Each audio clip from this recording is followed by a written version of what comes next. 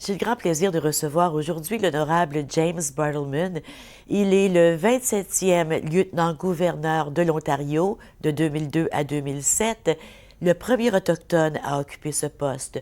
Nous parlons de son cheminement, nous parlons aussi du roman qu'il vient de publier en français et qui s'intitule « Aussi longtemps que les rivières couleront ».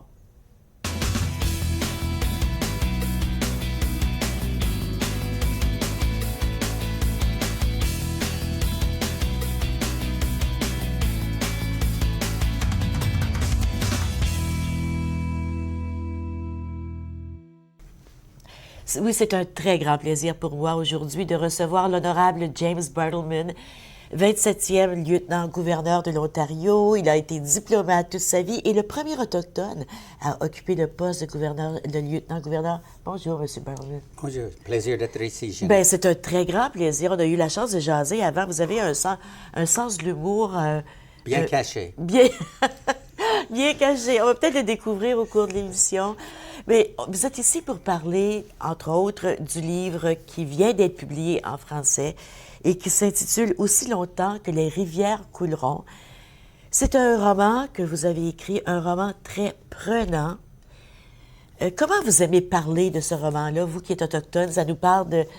Il y a Martha qui est au centre de l'histoire que vous nous racontez, une jeune femme qui a passé 10 ans dans les écoles résidentielles. Quand vous en parlez du roman, comment vous aimez en parler? Comment vous le présentez? La vraie raison que j'ai écrit ce livre, c'était pour essayer de faire des ponts entre le monde autochtone et le monde non autochtone. Parce que je crois que le plus grand problème, la plus grande crise qui existe entre le monde autochtone et non autochtone, c'est le manque de compréhension. Et c'est pire que ça. Il y a un peu, même si je ne devrais pas dire le mot, il y a aussi un certain racisme. Et ce n'est pas confié uniquement aux des situations du Canada. C'est une sorte de racisme qu'on trouve dans tous les pays du monde où on trouve des premiers peuples. Parce que j'étais en poste en Colombie, par exemple, dans les années 60, mais les choses n'ont pas changé depuis. Et j'ai eu le privilège d'aller avec Bernard Arcan, un grand anthropologue de Laval, visiter des Indiens dans le pays chaud, comme ils disaient là-bas.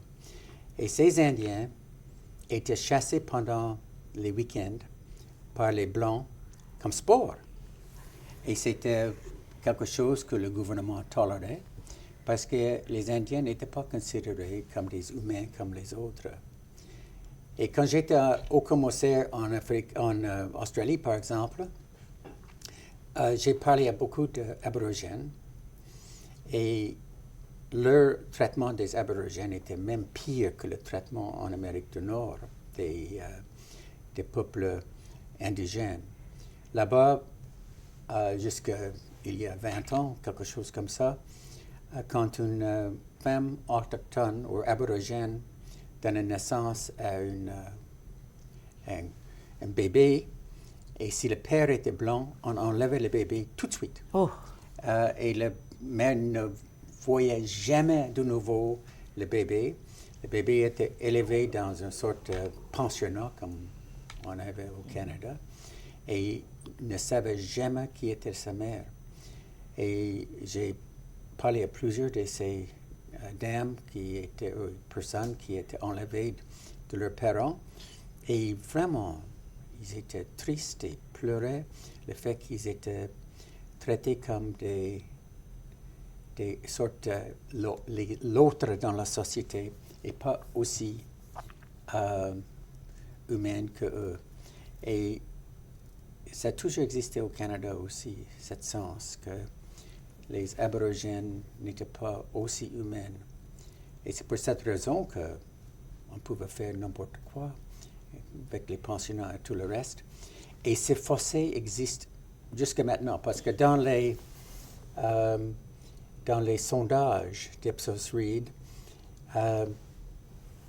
toujours, quand on pose les questions au sujet de quel groupe est le plus détesté d'une certaine manière dans la société, c'est toujours le peuple autochtone, suivi maintenant par la population musulmane arabe, mais suivi par la population noire. Oui. Mais les palmarès vont toujours aux autochtones. Et je crois que c'est pour cette raison que les gouvernements n'ont jamais senti une pression d'être juste avec les peuples autochtones du point de vue de leur éducation, leur bien-être social et tout le reste. Ils étaient, ils étaient invisibles dans ce sort-là. Alors, une longue manière de dire que j'ai fait beaucoup de choses. Vous avez été, écoutez, pour que les gens à la maison, vous avez été ambassadeur, vous avez été diplomate, vous avez travaillé en Belgique avec la Commission européenne, vous avez travaillé comme ambassadeur en Afrique du Sud. Au commissaire en Afrique du Sud. Au commissaire en Afrique du Sud, à Cuba. Vous avez fait le tour du monde au Bangladesh. Vous avez rencontré les plus hautes instances politiques dans une foule de pays. Et dans ces pays-là, vous avez pu observer le même phénomène, un regard de haine à l'égard des peuples autochtones. Moi, pas de haine, d'indifférence. Plus que d'indifférence, quand on les chasse comme un sport. Oui. C'est plus que de ça, c'est la petite touche latino-américaine. Oui. De les chasser. Oui. Mais aux États-Unis, c'était la guerre et le transfert de population. Oui. Au Canada, ce n'était pas si grave. Mais quand même, ce n'est pas si grave d'une manière et pire qu'une autre parce qu'on avait, pendant plus que 100 ans, enlevé les enfants des mères. Mais pas pour quelques semaines, mais pour 10 ans. Ils ont détruit le noyau familial de cette population. Et ce n'était pas un secret. Non, c'est pas un secret. Mais les gens, en même temps qu'ils disaient, nous sommes la lumière du monde, on est le plus juste, le plus moral, et on dit à tout le monde, tous les autres, comment gérer leurs propres affaires. On ne voulait pas parler de le grand secret sale derrière nous. Mais mon but, c'est d'écrire des romans pour que la population non indigène puisse marcher dans les mocassins des Indiens.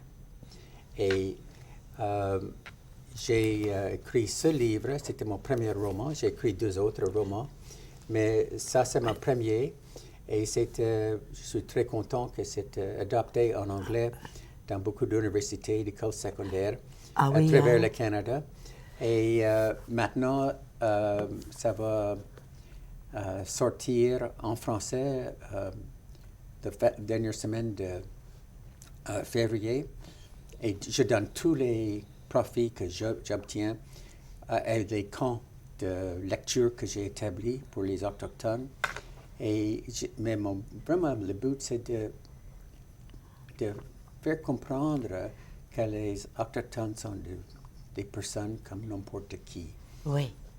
Parce que les gouvernements peuvent faire ce qu'ils veulent, mais si la population est contre, quand le gouvernement change, ça va revenir aux anciennes habitudes. Absolument.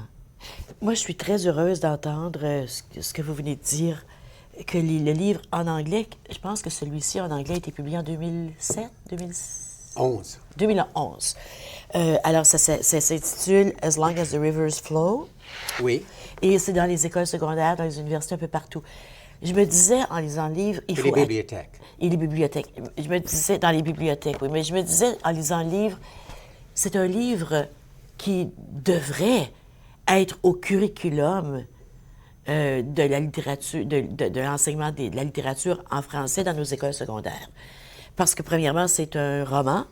Et c'est un roman, pas un roman personnel, mais un roman témoin. Vous avez témoigné, vous avez vu ces choses-là se passer ici et ailleurs. Et c'est basé sur des faits.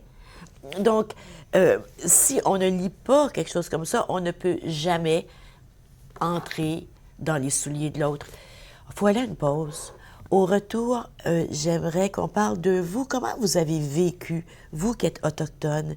Vous êtes de la communauté de Rama, dans le coin d'Aurelia, pas loin de North Bay. Oui, j'étais né à Aurelia. Vous êtes né à Aurelia. Vous êtes d'une mère Chippewa et d'un père blanc. C'est pas Donc, sa vous faute. êtes... c'est pas sa faute. Mais comment vous avez vécu, vous qui avez travaillé, avec, comme je disais tantôt, avec les plus hautes instances politiques dans tous les pays, comment vous vous êtes senti? Comment vous vous sentiez dans ces situations-là? On va à la pause. Au retour, on poursuit.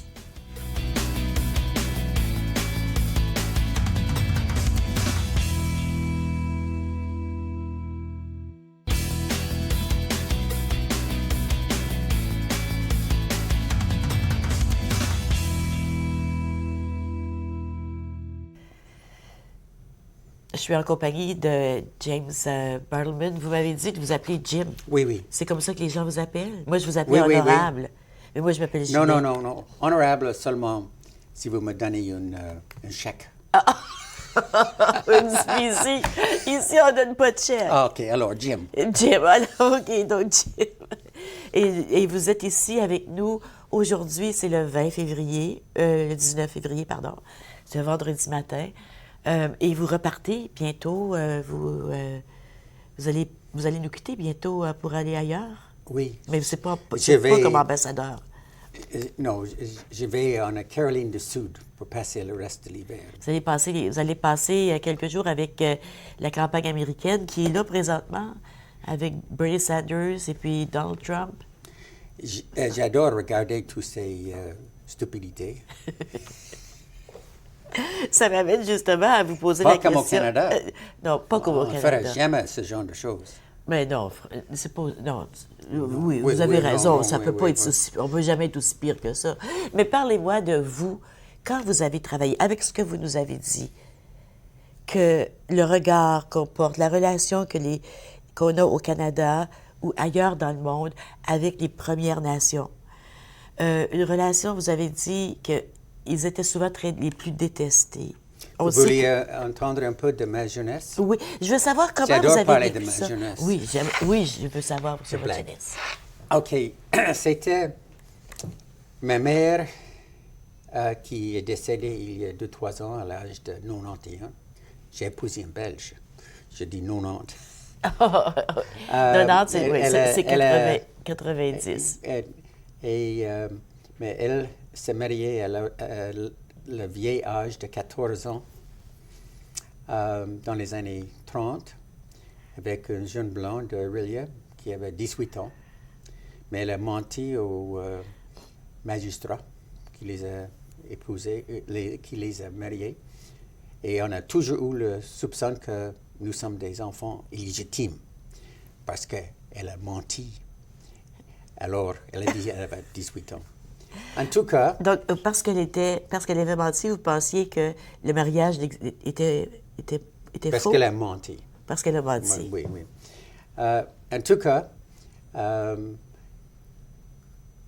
la chose sérieuse, c'est qu'elle était abandonnée aussi dans les rues de Aurelia. Elle a rencontré mon père et il l'a pris chez ses parents, il l'a épousée et ils avaient 4 enfants. Mais mon père était ouvrier et il n'était pas accepté dans la société autochtone parce qu'elle a épousé un blanc, elle a perdu son statut. Elle n'était pas acceptée parmi les blancs parce c'est une famille mixte et on n'aimait pas les Indiens tellement. Alors, ils vivaient dans des marginalisés. Et heureusement, après quelques années, ma mère a obtenu sa statut d'Indien de nouveau et tous ses enfants. Et je suis très fier du fait que je suis membre d'une communauté autochtone. J'ai 200-300 membres de ma famille qui habitent là et c'est fantastique. Mais dans les années 40, début des années 40, c'était d'être autochtone, était d'être exclus de la société.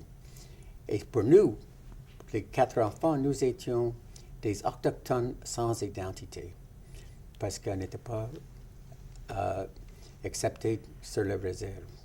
Et notre première maison, que je peux en souvenir, c'était une tente auprès de le dépotoir municipal de Port Carling. Port Carling, qui est un village au sein des lacs Muskoka, qui est où les plus nantis du monde habitent. Oui. Mais on a vu un autre Muskoka. C'était le Muskoka vu de Dump Road, chemin de dépotoir. Et, mais quand je regarde ça il y a 70 ans, je vois les avantages parce qu'on avait tout le dépotoir municipal à nous-mêmes, mon frère et moi. On pouvait chasser, poursuivre le camion de dépotoir jusqu'au dépotoir et être les premières personnes là pour fouiller dans les poubelles. Et dans les poubelles, j'ai trouvé des bandes dessinées. Et j'ai pris ces bandes dessinées à la tante et ma mère, qui avait 4 ans d'éducation, m'a aidé à déchiffrer les bandes dessinées. Et quand l'école a commencé, dans le village blanc, je pouvais lire. Oh. Mais les autres enfants ne pouvaient pas parce que la mère ne les laissait pas jouer dans la poubelle. Mais nous étions des marginalisés, c'était le racisme. Vous avez vécu combien de temps dans cette tente? Oh, seulement assez longtemps pour que ma mère achetait une vieille taudis, 3 pièces, $275 pour la maison et 1 acre de terrain. Mais la maison est en train de s'effondrer. Mais ça avait ses plaisirs aussi parce que un côté de la maison était 6 pouces plus haut que l'autre. Ça veut dire qu'on doit marcher comme sur un navire qui est en train de foncer sur les vagues de l'Atlantique du Nord. Et la maison penchait d'un côté. Et, je ris, mais c'est que vous nous racontez ça avec tellement de non, de, mais de on joie, avait une de- chambre, de une pièce en bas. sérénité. Une pièce en bas qui était cuisine, salle à manger, salon. On devait avoir un salon aussi. Et on avait 4 enfants, 2 adultes et un raton laveur qui était un favori de mon père. Il préférait le raton laveur à ses enfants. Vous, sérieusement? Oui, oui, on Ah, avait. oui. Et- Vous aviez un raton laveur qui vivait avec vous Oui, oui, oui. dans la maison. Dans la maison. Très gentil raton laveur, plus un petit chien. Et dehors, on avait des chiens esquimaux. Et mon père avait construit une toilette extérieure parce qu'il est allé au dépotoir municipal et il a trouvé 4 portes et quelques morceaux de bois.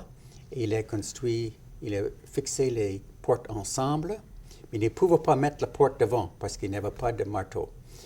Et alors, pendant la prochaine, jusqu'à je suis allé à l'université, c'était notre toilette. Pas de porte, mais la meilleure vue Des Muskoka? On a vu la rivière Indienne. Ah oui. Et des touristes payaient des millions de dollars maintenant pour ce genre de vue. Mais on avait une vue pas voulue parce qu'il n'y a pas de porte. Et en hiver, la neige entrait Bon. et on était là, assis dans une... Sur la toilette. Oui, bien caché par la neige. Beaucoup plus sanitaire comme ça. Mais c'était... Mais Eh comment- bien, on n'a jamais pelleté la neige parce que c'était trop de travail. Mais c'était... Ça faisait l'isolation de toute façon, ça faisait votre mur pour vous protéger. Mais on vivait dans cette maison. Vous avez vécu dans cette maison jusqu'à ce que vous alliez à l'université. Oui, oui. Parce que... Qu'est-ce qui vous a donné le goût de poursuivre? Et vous êtes devenu ambassadeur, vous êtes devenu lieutenant-gouverneur. Vous avez été élevé dans une tente à côté du dépotoir de Muskoka. Mais Et j'ai c'est appris là que vous beaucoup de avez choses. appris J'ai à appris- lire. C'est là j'ai- que vous avez appris. Vous avez tout appris, là. J'ai appris à lire et après ça, j'ai découvert la bibliothèque du village. Oui, vous Et aimiez lire. mon père est un grand, il aimait lire, mais il croyait que ses fils vont suivre ses pas comme ouvriers. Mais je n'avais pas aucunement l'intention d'être un ouvrier parce que j'ai vu mon père revenir chaque jour couvert de boue et avec l'odeur de dynamite parce qu'il faisait le dynamitage pour des choses Oui. et sale et il n'y en avait pas de toilette et et on n'avait jamais de l'argent et mais on n'a jamais accepté l'aide Du du gouvernement pour quoi que ce soit. Quand on n'avait presque pas d'argent, on mangeait des Quaker Oats. Et c'était très utile parce que les chiens aimaient les Quaker Oats aussi. Si tout le monde mangeait la même chose, puis là, ton laveur. Et il aimait les Quaker Oats aussi. Oui. Et aussi, on avait des os qu'on recevait chez les bouchers pour les chiens. Et on mettait ça aussi dans la pot pour faire de soupe de la pour nous. soupe. Et on partageait ça avec les chiens. Et on vivait très bien. Mais on n'était pas vraiment accepté socialement dans tous les grandes cocktail parties du village. Même les gens, c'était vraiment horrible, dans le sens que les autres enfants appelaient ma mère quand elle nous attendait. Sale, indienne, revenez d'où vous êtes. Et mon frère et moi, nous étions toujours en train d'être battus par les autres parce qu'ils étaient beaucoup plus grands. Donc, vous avez vécu le racisme. Oui, on a vécu le racisme, mais aussi, j'ai aussi trouvé que, avec le passage des années, les gens qui étaient racistes sont devenus mes amis. Ils sont devenus des amis de ma mère et de mon père et de mes sœurs, mais pas de mon frère parce qu'il était un brun foncé. C'était un des grands chagrins de ma vie qu'il était tellement maltraité dans le village. Même s'il était un gros monsieur. Parce qu'il avait l'air autochtone? Parce qu'il avait l'air... Et j'avais l'air d'un blanc. Mais tout le monde sait qui il en est. Et j'étais un sale indien quand j'étais jeune. Mais après ça, j'ai été accepté. Et une leçon, c'était que un peu faire des amis des gens qui étaient très méchants à un certain moment. Et c'est une des leçons que j'ai prises pour ma vie aussi. Faire des amis avec des gens, de les montrer que j'étais humain aussi. Comment? Puis c'est ce que vous faites dans votre livre. Et c'est ce que j'ai fait dans 3 livres, en effet. J'ai pas lu les 2 autres, je m'excuse. Ils sont même meilleurs. Ils sont encore meilleurs que celui-ci, mais ils sont en anglais seulement. Je peux lire en anglais, là, mais définitivement, je vais les lire. Il faut aller à la pause. On revient, puis je veux savoir comment on s'y prend. Ici, on peut voir un peu comment on s'y prend pour faire des ennemis nos amis. Et que ça prend quoi à l'intérieur? On revient tout de suite.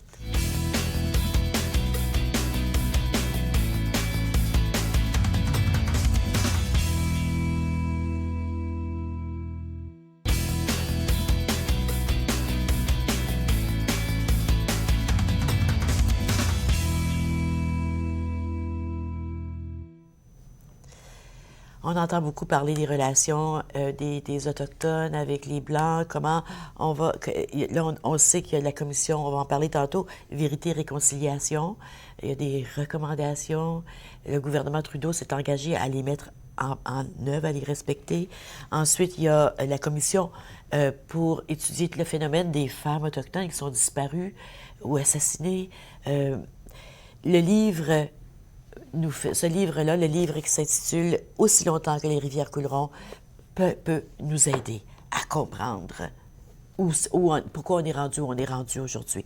Mais si on parlait de vous encore, j'aimerais savoir, parce que vous avez réussi des choses incroyables.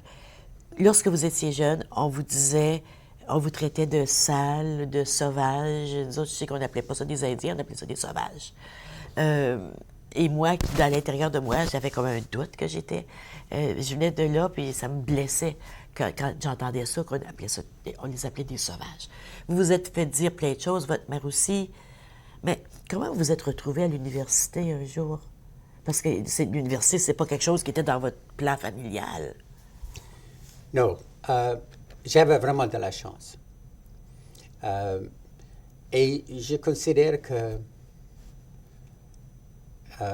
le fait que j'ai eu ce commencement difficile comme une sorte d'avantage, parce que je pouvais regarder la société autour de moi comme quelqu'un de l'extérieur et faire des jugements et calculer qu'est-ce que je voulais faire dans la vie.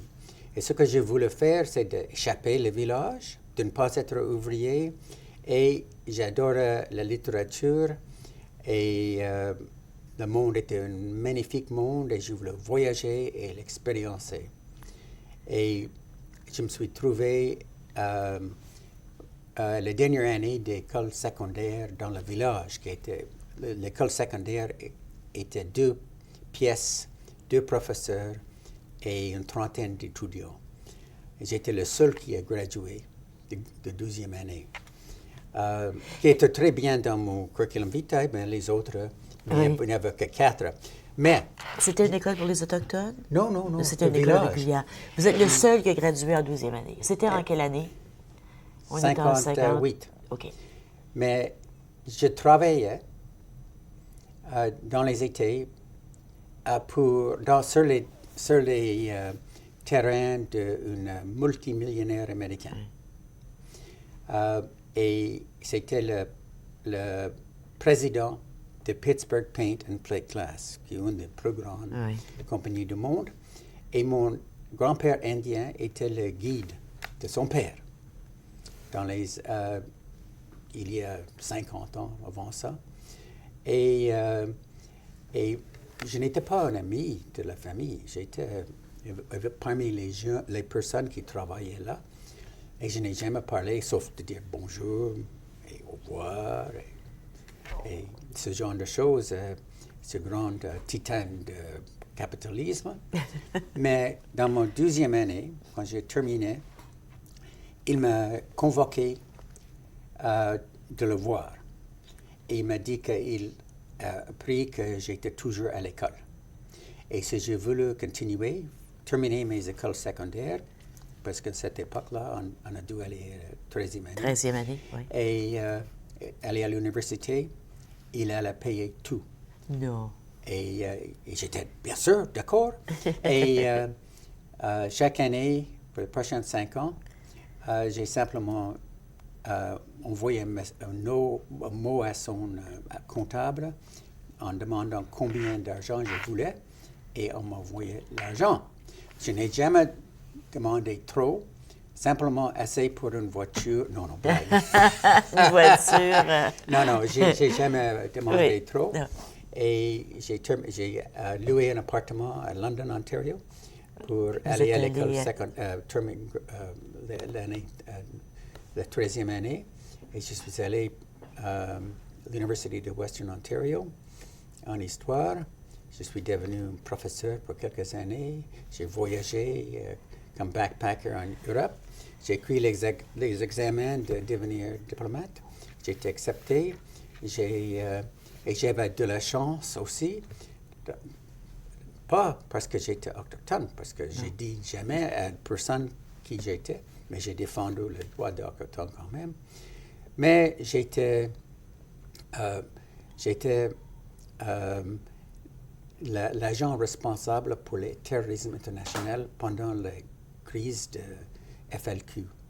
Oh. C'est moi qui avais écrit les rapports pour le Premier ministre Trudeau, numéro 1. Et comme ça, on voulait me mettre à l'avant et je suis devenu chef de ma propre mission tout de suite après au Bangladesh pour ouvrir cette grande mission. J'avais un budget de 100 millions de dollars pour aider le peuple de Bangladesh. Ça a marché assez bien et j'étais envoyé comme ambassadeur de Cuba et après ça, ambassadeur en Israël pendant 5 ans. Et après ça, ambassadeur à l'OTAN pour 4 ans. Après ça, j'étais le conseiller diplomatique du Premier ministre pendant 4 ans. Qui était Mulroney? Jean Jean Chrétien. Une fantastique personne. Oui. Et, mais il m'a dit, quand j'ai commencé à travailler pour lui, vous ne pouvez jamais être mon ami parce que je dois peut-être un jour vous mettre à la porte. J'ai dit, je n'avais pas l'intention d'essayer d'être son ami, et bien il avait raison. Mais nous sommes des amis maintenant. Oui, mais c'est un homme extraordinaire, vous avez raison. Bien sûr. Et après ça, j'avais une dépression et j'ai dû quitter. Vous avez fait une dépression parce qu'il est arrivé quelque chose en Afrique du Sud? Vous ne voulez pas en parler? J'ai eu une dépression et après ça, quand j'étais en Afrique du Sud, j'étais battu, presque tué dans un incident dans une chambre d'hôtel quand j'étais au commissaire. Et je vis avec cette dépression toujours, mais je la cache. Vous vivez encore avec cette dépression? Oui, mais je prends mes médicaments. OK. Mais j'ai des hauts et des bas tout le temps. Et j'ai été nommé lieutenant-gouverneur. Et c'était tous des chances. Parcours. Je dis à tout le monde que le secret de succès dans le monde, c'est de trouver un riche Américain. Vous avez raison dans votre cas. Mais vous avez une vie. Est-ce que vous avez déjà écrit vos mémoires? Avez-vous écrit votre vie? Oui, oui. Vous l'avez écrit en quelque part? Oui, et mes années avec le Premier ministre aussi. Ils sont dans toutes les bibliothèques. Ah oui? Oui, oui. Puis vous avez raconté tout quand vous viviez dans la tente contre le dépotoir? Non, j'ai sauvé vous avez gardé ça pour vous. nous. Parce que c'est vraiment touchant et c'est tellement inspirant. Mais j'ai écrit un autre livre, une sorte d'anthologie qui sort au mois d'avril, le 16 avril, qui s'appelle Les saisons d'espérance. Oh, c'est beau! Et ça traite les années difficiles, mais c'est fait dans la façon des contes, des vrais contes de ma jeunesse et ce que j'ai fait dans le service diplomatique et surtout qu'est-ce que j'ai fait comme lieutenant-gouverneur. Oh, j'ai hâte de lire ça. Parce que Est-ce que vous voulez que je raconte un peu ce que j'ai fait comme lieutenant-gouverneur? Oui, on s'en va à la pause. On revient. Au retour de la pause, vous allez nous raconter ça, puis on va aussi parler un peu du livre. Oui. Vous êtes venu pour nous parler du livre, entre autres, mais je trouve votre vie fascinante. Mais je peux comprendre comment vous avez pu écrire un livre comme ça quand on vous rencontre, parce que c'est un livre qui, malgré la douleur, le livre ne nous épargne pas l'autodestruction et la douleur des enfants qui sont allés dans les pensionnats autochtones, dans les écoles résidentielles. Mais en même temps, c'est rempli d'espoir. Yeah, c'est pas un livre... J'ai pas écrit ce livre pour choquer les gens. Non. C'est la parce vérité. Parce que j'ai des personnalités qui sont arrondies. On voit le bon et le mal dans chacun. Oui, vous avez raison, parce que même les religieuses puis qui battent les petites filles puis les enfants à tous les jours, ça n'a pas de sens. Et puis les prêtres qui abusent sexuellement des enfants, vous nous faites entrer dans leur vie puis pour nous faire comprendre comment c'est arrivé, pourquoi ils sont rendus là. Ça n'excuse pas, mais ça nous fait comprendre qu'ils sont humains. Et ça, c'est la littérature. C'est pas un livre de romance et de stéréotypé. Non. C'est seulement les livres de littérature qui peuvent changer les vies. Ah, c'est vrai. On s'en va à la pause, on revient tout de suite.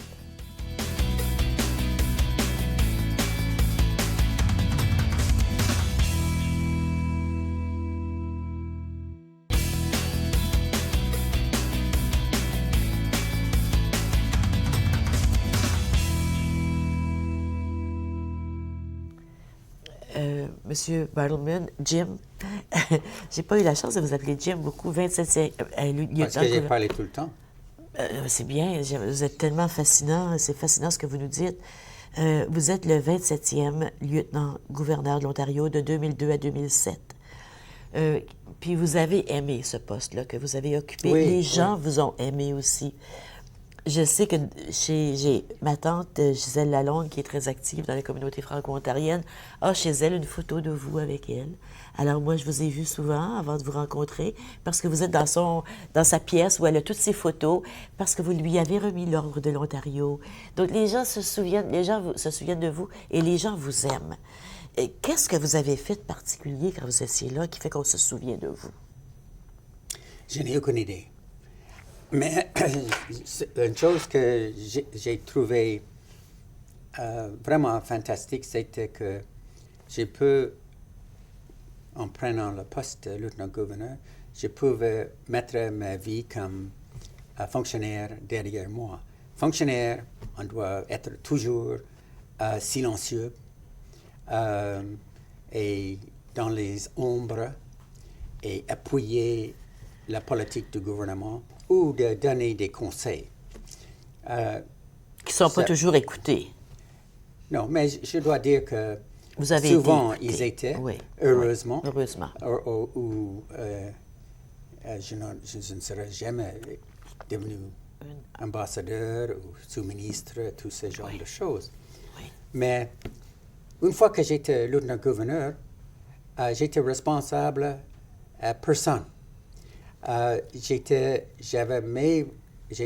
suis entré dans la certaine manière la vie politique, même si c'était une figure constitutionnelle sans pouvoir. Mais j'avais la possibilité de parler à beaucoup de gens et de faire un peu de bon autour de moi. Et j'ai adopté trois thèmes, trois objectifs. D'aider les jeunes autochtones à cause de ma propre expérience avec le racisme, tout le reste quand j'étais jeune. Être un champion contre le stigma de dépression et être impliqué dans beaucoup de grandes campagnes contre le stigma associé avec la dépression. Et troisièmement, on m'engageait dans la lutte contre le racisme. Et le peuple, la population m'appuyait beaucoup parce qu'il y a vraiment de bons gens en Ontario.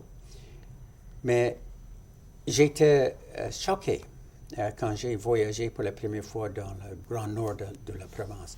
J'avais à ma disposition un avion pour faire des visites communautaires. Parce qu'une de mes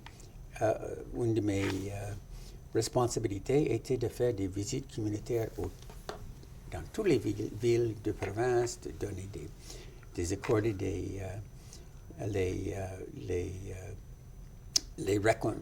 des reconnaissances du gouvernement pour beaucoup de choses. Mais j'ai voulu aller dans le grand nord de la province où il n'y a pas de chemin, où il y a la partie de province, il y a plus grande que la France, sans chemin permanent, et on voyait de temps en temps des horribles histoires qui sortaient de ces communautés. Alors, je suis allé pour la première fois à Saskatchewan, sur le bain James. Et pendant que mon avion circulait l'aéroport, il y avait un avion qui partait et une grande foule de gens qui sont venus pour dire au revoir à quelqu'un. C'était dû, en effet, de dire adieu, parce que quand je suis descendu de mon avion et j'ai parlé au chef, il m'a dit qu'une fille de 13 ans venait de se tuer. Et on prenait le cadavre, le corps, à Timmins pour une autopsie. Et quand j'ai demandé pourquoi elle s'est tuée, il dit parce qu'elle n'avait pas d'espoir. Pas longtemps après ça, j'ai reçu un coup de fil du chef de Waterman Lake, qui est aussi une communauté isolée à l'intérieur, communauté Ojibwe, partie Ojibwe, partie Cree. Il m'a dit que 3 enfants se sont tués dans un pacte de suicide qui était assez normal dans cette partie du monde, il m'a dit. Mais il voulait que je vienne. Il a entendu parler que j'étais autochtone. Il voulait que je vienne parler aux enfants à l'école et va dire mes condoléances à la famille. Et j'ai fait ça. J'ai pris avec moi le grand chef qui est devenu mon très bon ami, le grand chef de Anishinaabe Nation, Stan Beardy. Et nous sommes allés ensemble. Et j'ai découvert que les 3 enfants ont fait un pacte de suicide et c'était la même raison. Il n'y avait pas d'espoir. Et je commence ce livre-là avec ce scène. Oui. Et ce livre est basé sur des faits, basé sur des centaines d'interviews. Et Martha est un amalgame de 3 femmes qui m'avaient raconté leurs expériences avec un prêtre pédophile et des sœurs qui aiment battre au lieu de dire « je vous aime ». Et tout est de la vérité. Pour cette raison, ça a une certaine puissance.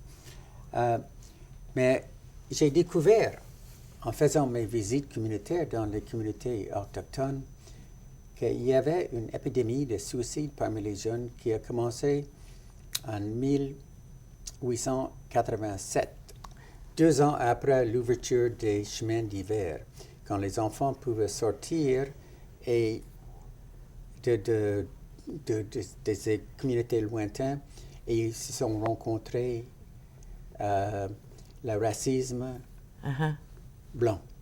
Ils n'étaient pas regardés comme de vraies personnes.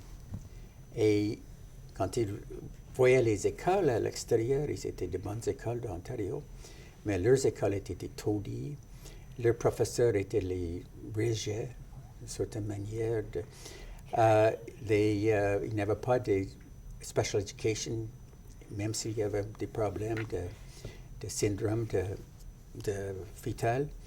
Il n'y a pas de livres dans leur bibliothèque.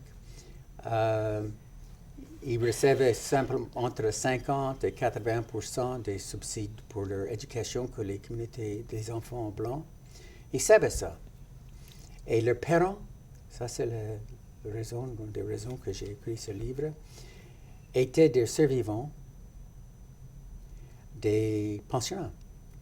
Et leurs grands-parents, et les arrière-grands-parents, et les arrière-grands-parents, ça veut dire une sorte de ligne de fil qui allait 100 ans au passé, quand le gouvernement du Canada avait enlevé par la force, souvent, mais certainement par la loi, les enfants, tous les enfants dans les communautés.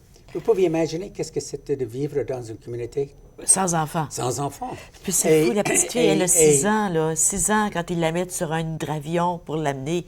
Et chaque année, les enfants revenaient pour passer l'été. Ils parlaient de moins en moins leur propre langue. Et dans les années 1920, dans ces années-là, le gouvernement a introduit des lois qui interdisaient au peuple autochtone de poursuivre et suivre leur culture. Pas de danse, pas de powwow. Et si on faisait ce genre de choses, c'était la prison. Parce qu'ils étaient sous l'autorité de l'agent des Indiens. Donc, il n'y avait plus rien à faire, là. Ils étaient tout seuls chez eux, rien à faire, aucune valorisation. Et leurs parents ne disaient pas « je vous aime ». Personne ne leur avait dit « je vous aime ». Les enfants n'avaient pas de possibilité de vivre une vie normale. Et alors, ils commencé à se tuer. Et ça continue jusqu'à maintenant. Jusqu'à aujourd'hui. Dans la semaine passée, on parlait des suicides dans les villages, dans cette même région. Alors, ce que j'ai voulu faire, c'est d'essayer d'utiliser ma position, d'essayer d'aider ces enfants. Alors, j'ai parlé au gouvernement fédéral, parce qu'ils sont responsables pour les affaires des Indiens, la loi des Indiens. Et j'ai reçu une bise sur chaque joue. Et désolé, rien pour faire. C'est toujours comme ça. Ils sont toujours pauvres, blablabla. J'ai parlé au gouvernement provincial. C'est encore comme ça. On va chercher les enfants, pour les amène dans les villes pour le secondaire parce qu'il n'y a pas d'école. On le fait encore. C'est pas des écoles résidentielles, mais... Oui, parce que les écoles sont en tellement mauvais état. Oui, où il y en a pas. Et ils ne reçoivent pas les mêmes montants d'argent. En tout cas, j'ai trouvé que au niveau du gouvernement, ils s'en fichaient. Ils s'en fichaient parce que le public s'en fichait. Oui. Alors, j'ai décidé de faire quelque chose moi-même.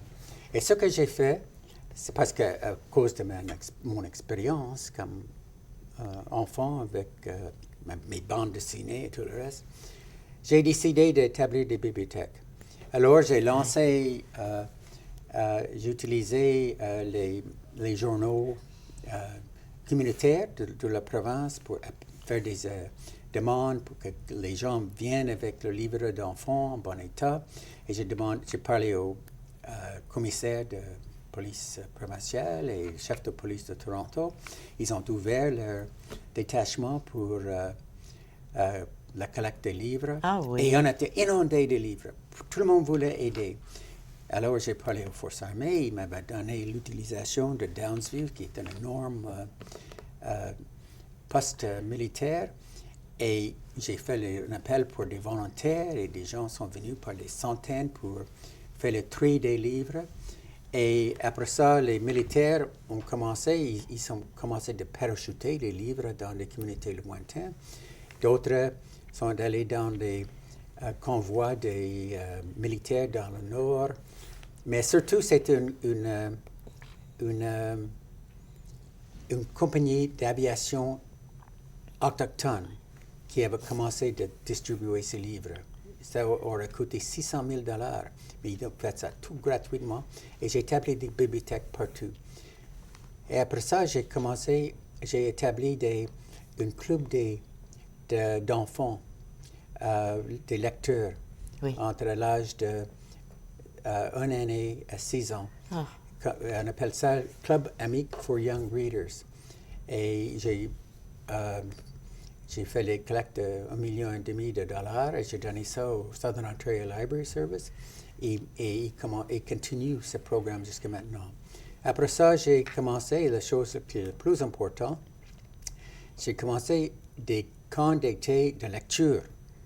Et je suis allé chez les syndicats de professeurs, les universités, les corporations et tous les autres, et j'ai ramassé $7 millions. Et avec cet argent, j'ai établi des camps d'été pendant 6 ans dans toutes les 26 communautés du nord de l'Ontario. Et c'était une tellement grande réussite que quand j'ai pris ma retraite comme lieutenant-gouverneur, Frontier College, qui j'avais confié cette responsabilité, a pris à travers le Canada. Et maintenant, dans une centaine de Premières Nations à travers le pays, chaque été, il y a tous les enfants qui veulent venir apprendre à lire et lire des livres. Et ils lisent un moyen de 11 livres chacun, tous ces enfants. Et l'été passé, on avait 7000 enfants autochtones. Et après ça, j'ai fait créer des prix pour les jeunes, que vous donnez, les jeunes autochtones pour les écritures. Ceux qui écrivent. Mais ce que j'ai trouvé, que les suicides continuaient. Mais on avait un débouché pour les enfants qui voulaient lire et écrire. Mais il y a toujours tellement d'enfants qui sont en... C'est au-delà de 100 ans. C'est au-delà de 100 ans de douleur et de souffrance et d'autodestruction. Écoute, on a enlevé l'âme de ces peuples. C'est pour cette raison que j'ai commencé à écrire pour faire des ponts. Maintenant, je ne peux pas ramasser des fonds et faire ces grandes choses, mais je vais essayer petit à petit, essayer de changer les Mais là, ce que vous réussissez à faire, c'est à changer les esprits. Parce que là, vous avez donné des outils, des livres. C'est vrai que les livres nous permettent de voyager, nous permettent de rencontrer d'autres personnes, ils nous permettent d'ouvrir un monde devant Oui, soi. oui, absolument. Mais quand on se retourne, puis que la misère continue autour de soi et qu'on n'a pas, comme vous, la chance d'avoir une mère qui... Est-ce qu'elle vous disait qu'elle vous aimait, votre mère? Votre mère, est-ce qu'elle vous disait qu'elle vous aimait? Oh, tout le temps. Bon, alors, les enfants n'ont peut-être pas tous la chance d'avoir une mère qui dit « je t'aime ». Parce que le grand message là-dedans... Même quand j'avais 70 ans, elle disait la même chose. Mais le grand message là-dedans, c'est ça. C'est que les enfants sont aimés. La petite fille, oui, la fille de Martha, right. qui a été de 6 ans jusqu'à l'âge de 16... Martha a été de 6 ans à 16 ans dans une école résidentielle. Elle a eu... Bien, c'est un exemple typique, là. Elle a été battue, abusée physiquement, abusée sexuellement. On lui a enlevé sa langue, on lui a enlevé ses coutumes. Elle retournait chez elle, elle ne reconnaissait plus, sa mère ne lui parlait plus. C'était typique. Mais quand on voit des situations comme ça, c'est impossible. La personne n'est même pas capable de dire « je t'aime ». Mais dès qu'elle dit à sa fille « je t'aime », la guérison a commencé. N'est-ce Oui, pas? oui. C'est le grand message de ça. Oui, d'être oui. capable de se mettre dans les souliers de l'autre sans excuser ce qui est arrivé, puis d'être capable de dire « je t'aime ». Et l'autre message, si un message, c'est l'importance de reconnecter avec sa culture propre. Oui. Oui. Oui. Quand vous nous racontez l'histoire du Wendigo, vous nous racontez l'histoire, c'est pas toujours une histoire facile à accepter, mais c'est une histoire qui donne des grandes leçons de vie. Vous nous racontez l'importance de la nature.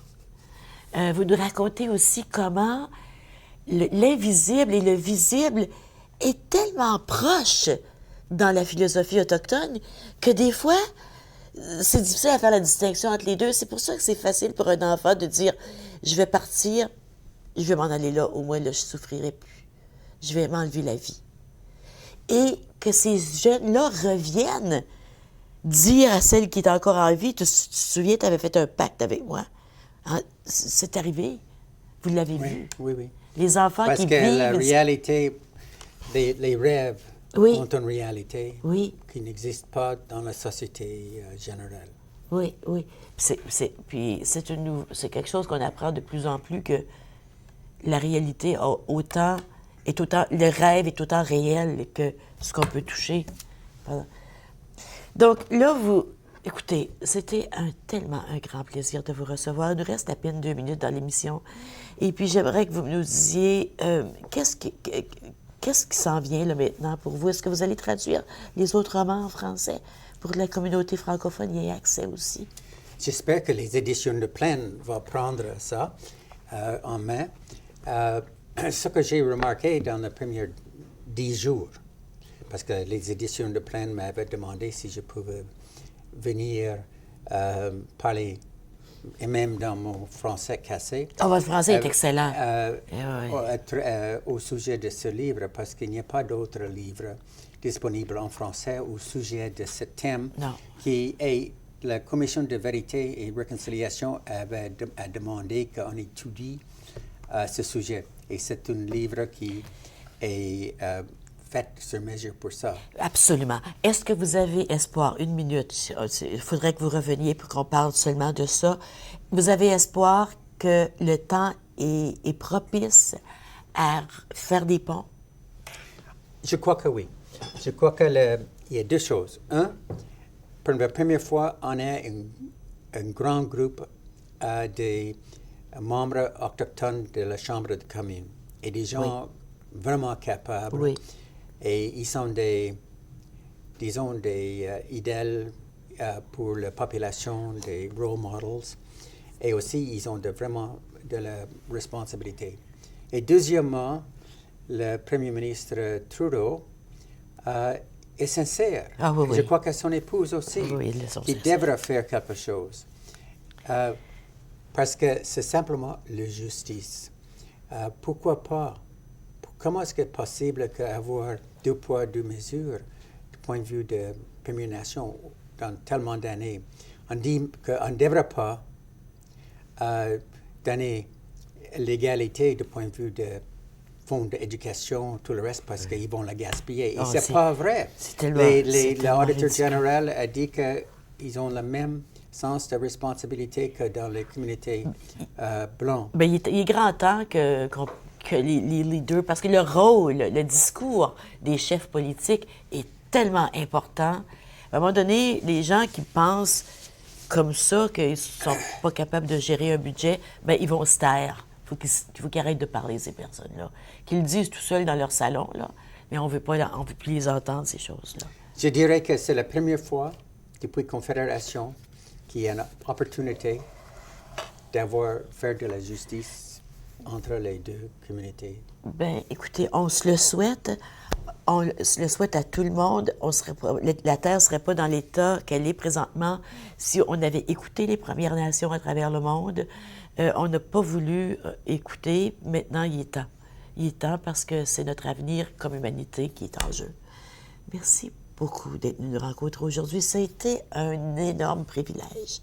Et je vous souhaite beaucoup de bonheur. Oui. À vous, à votre conjointe, à vos enfants, qui réussissent très bien aussi, hein? Ils sont médecins, avocats, et qui transportent leur philosophie autochtone dans ce qu'ils font. Ils sont membres aussi de l'élimination de Rama. Alors, bravo. Et on suis très fiers. Mais merci beaucoup. C'était vraiment un plaisir. Ça a été un privilège. Merci à vous aussi d'avoir été avec nous. Je vous souhaite une belle fin de journée, puis je vous souhaite tout l'amour du monde. À demain.